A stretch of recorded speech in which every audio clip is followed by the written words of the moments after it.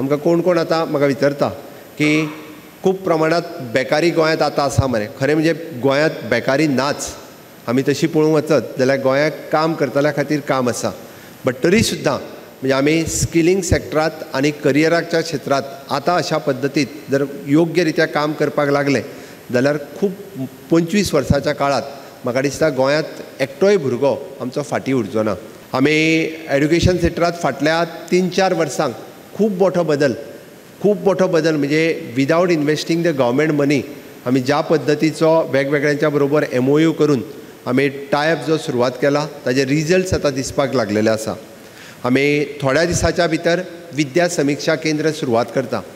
विद्या समिक्षा केंद्र ही संकल्पना आमची अशी आसा की पणजे बसून काणकोण किंवा पेडण्या खंयच्याय शाळेंतलो भुरगो ताका कितलो फाटीं आसा, तो टिचर कितें शिकयता हाजें मॉनिटरींग आमच्या पणजेंतल्यान जातलें, म्हणजे आमच्या हेड ऑफिसांतल्यान जातलें.